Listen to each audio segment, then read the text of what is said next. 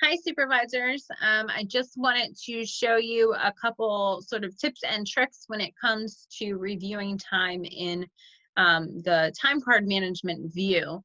Due to some changes with the ICM, with how we were setting up the hierarchy and what's coming over from HR's files into ICM, there were some, I guess, unintended consequences to some of the choices that ICM set up for us.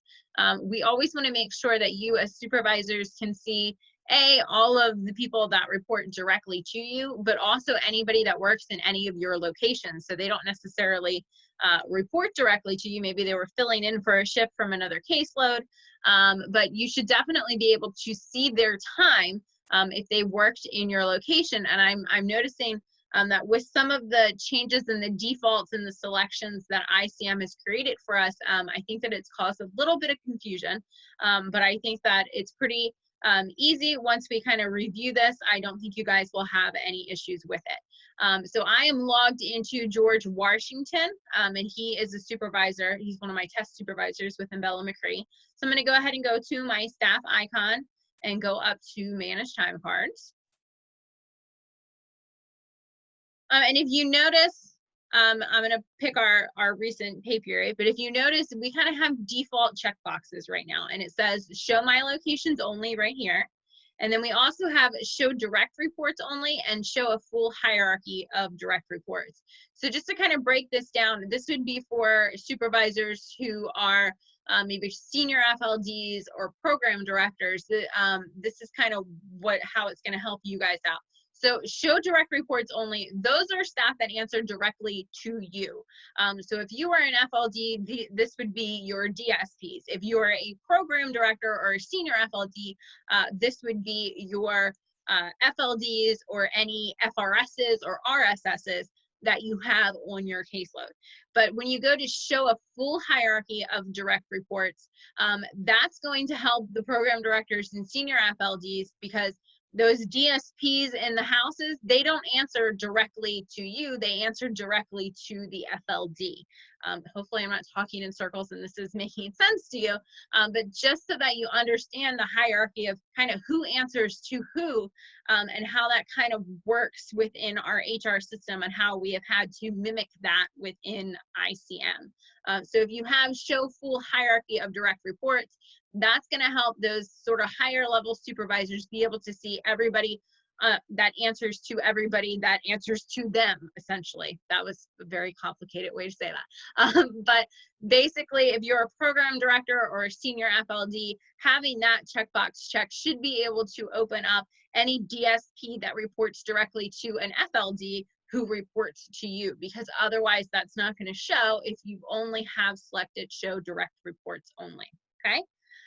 The other thing to keep in mind is show my locations only. So this is only going to show the houses that you are assigned and that you oversee. So I will go into that because this is affecting when you guys try and pull up sick and vacation, really any PTO, any paid time off, and training as well. So I will go into that second. But first I want to show you the sort of the default, and I think where the hiccup is kind of falling right now. So in this scenario, because I'm clocked in, or I'm signed in as George Washington, James Madison is who works underneath me. So if I go ahead and generate this report, it's going to come up and I'm going to see the clock in and clock out record that James Madison made to my home, which is the test home in Anne Arundel.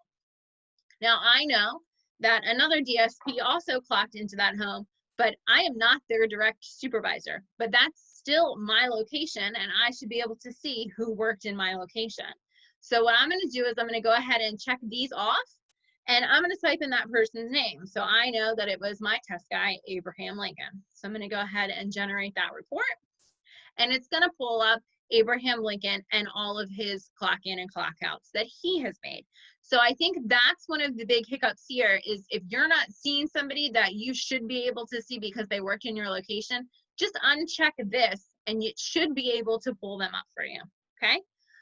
The next scenario that I'm going to show is going to be for training, but it's also going to apply to sick and vacation. I just can't really show you an example of that because I would have to send sick and vacation requests through HR system for myself and then have it show up here. So I really can't do that with this sort of fake test scenario that I'm doing for you, but it's the same premise as our training time. So I'm going to go ahead and log out of George Washington.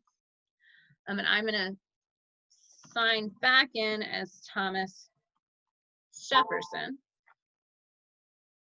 who is currently my temporary supervisor. I have assigned him as my supervisor right now. So Thomas Jefferson, he's going to come to staff, and he's going to go into manage time cards. And so I have actually made him my supervisor, so he should be able to see all of my time. So if I put in my name and I select the most recent pay period, I go ahead and say generate this report, and nothing shows. And I know as myself, because I'm the one that clocked in, I have training time. So this is what I need you to remember.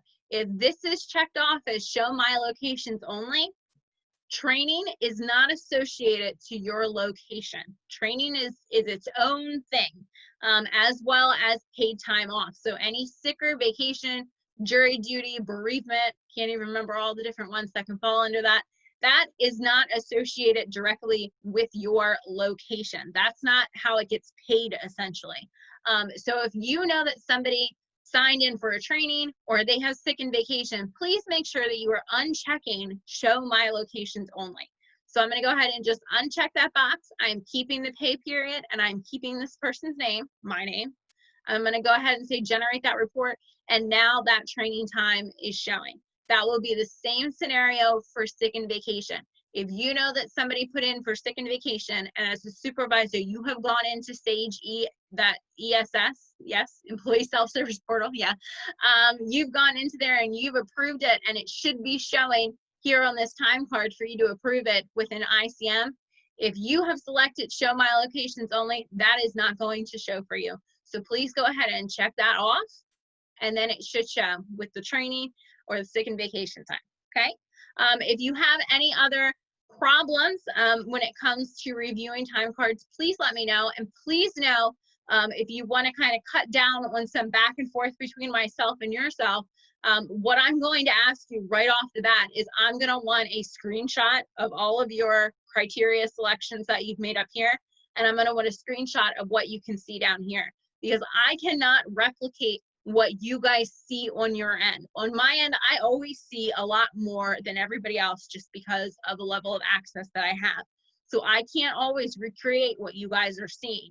So I need you to be able to show me exactly what you're seeing so that I can figure out what the problem is. So anytime you send me something saying, hey, I can't see so-and-so, hey, this isn't working, and it's in the time card management, know that the first question I'm going to ask you is please take screenshots so I can see what you're seeing. Otherwise, I really can't help you. So just keep that in mind. And if you have any issues, please, again, you can message me, you can email me, you can call me, you can text me, whatever it is that is best for you. You can do whatever you need to do. Okay. So let me know if you have questions. Hopefully this helps everybody out come Payroll Monday. Thank you.